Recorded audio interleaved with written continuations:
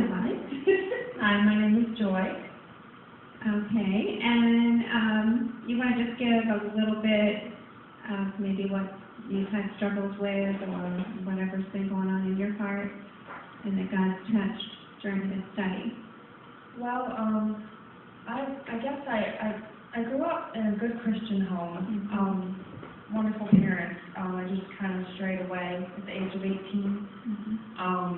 I just decided, when I turned 18, I don't have to listen to them anymore, and I can do whatever I want, and there's a whole new world out there, and I took it and ran with it and thought I was safe because I had the Lord and took advantage and got into a lot of things I shouldn't have got into. And I tell you, I really, 10 years of living a life like that, you don't go unscarred, but thank God that He heals. He's a God of healing. He's a God of forgiveness and grace, and He can turn things around even when you think it's, I'm too far gone or I've done too much. And this study has really helped me with learning how to pray to God, not just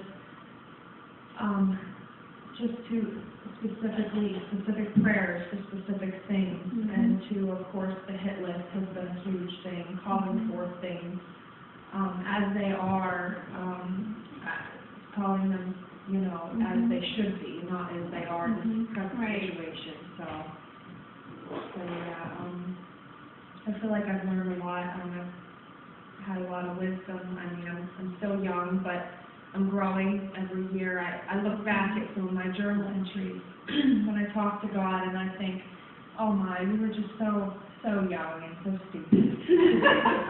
I think back and I'm like, oh my gosh, if that was the worst of your problems, you just don't even know. When you're in your early 20s, you're very selfish, and I still am, but when you look back at things in your younger years, your teens and your 20s, you're just like, it's for a lot of people, especially for me, it was all about me, and it was all about what was going on with me, and God has taught me how to love others and look beyond my own pain and my own, what is going on with me, and to reach out to other people to try to help them, but God has also taught me that I have to heal. He has to heal what's inside of me, and He has to root out what's inside of me before I can help others. Because I do have a heart to help others, but I don't even know where to begin half the time, because I feel like, how can I help others when I'm not okay myself? Well, I want to jump in on that one because, we're not all fully healed. No. We're going through a healing process all the time. And I can tell you this, when I was at my lowest, and didn't even know all the healing that was going to take place in me, God was using me all the time. He would bring people into my life. And I remember one of the ladies said to me, she hadn't accepted the Lord. And I was going through a divorce and came to the brink of suicide.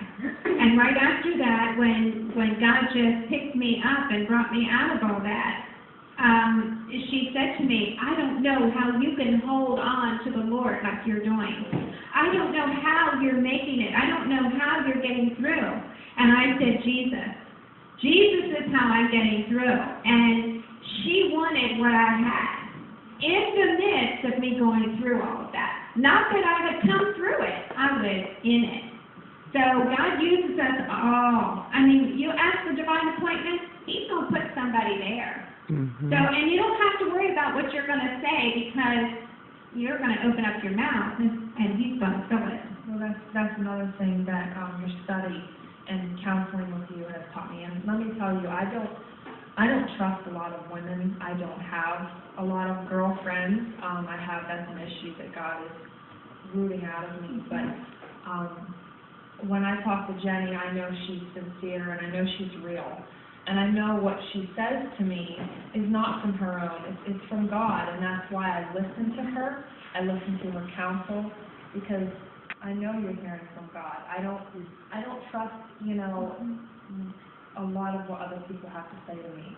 I just don't. And that's something God is still working on me in, but I love that He has given you to me, as a friend and as a counselor. So, it's been great. Thank you, and I thank God for you as well. I also want to bring out that she said that it had nothing to do with her parents, because any parents that may be sitting here right now may be sitting under guilt and thinking, I went through that when situations were going on with my daughter. I was blaming myself and asking God, because I went through a divorce, and it's like, well, Lord, is it me? Could I have done something different here? And the Lord showed me that she was a very strong-willed child, and that she was going to do it her way, but that He would take that and He would bring her back into His way. And that's what He's doing with you. You've been a strong-willed child, honey. I know that. Mom used to leave me Bible verses on my car windshield at the drug house I lived in. I lived in a drug house, and everybody knew it. And I was really protected when I lived in that drug house. But she would bring food to me because she didn't think I was eating. She would bring food, and she would leave Bible verses every single day on my windshield. And it just blessed my heart to know that she was terrified. My mother was terrified of me living in this house, but at 18, I was like, I'm okay. I'm all right. I got this, but God got that. God had that. He had that, and He kept my mother through all that, her sanity as well. Yeah. But your study has really helped me a lot with laying down anger too, and forgiving people, because I have been hurt tremendously by the people I've come in contact with, by my own decision of living that kind of life. You don't go unscathed whenever you go into a life like that. So, I have learned to forgive a lot of people for hurting me, and it's only by the grace of God that I forgive them, because I had a lot of anger towards them. But it's not of me, it's of Him. And last night, we laid down all the different names. We wrote them down and put them at the foot of the cross. All the different names that are in our head, people that have wounded us, whether it be a husband, or whether it be a best friend, or loved one, or some person that has wounded us, or we're concerned about. We have all this worry and anxiety going on. We've laid them down, because now when we lay that person down, we now allow Jesus to take His place in our heart and in our mind. And that's what He wants to do. He wants to take His place. That's where He belongs. He belongs in our heart. He belongs in our mind. When we had that cheer, go Jesus, go Jesus, go Jesus, in my heart, in my mind, in my soul. Your soul is your mind, will, and emotion. And it is a daily thing to, constantly. My words also have been a huge issue. Speaking before I think, it has been a huge thing. I've been trying to not speak out in anger towards other people. That is a huge thing for me. Like, I have a big mouth, and I like to use it, and I like to speak my mind. But God is God is teaching me to go find that quiet place with Him before I talk to people, because it can be really detrimental what I say to others if I don't go to Him first and say, all right, what do you want me to fill my mouth?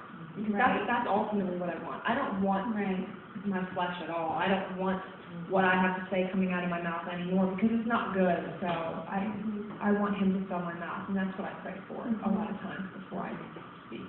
And I always say, I'm not talking if you're not talking. So if you're not talking, I'm not talking. We have to learn when to talk and when not to talk. And also, what are we going to say? So we have to pray and ask the Lord. And are we going to always do this perfect? No, we're not perfect. But we are getting more and more and more. And as we get into His presence, He's changing those areas in us. So that's great. Thank you. Thank you.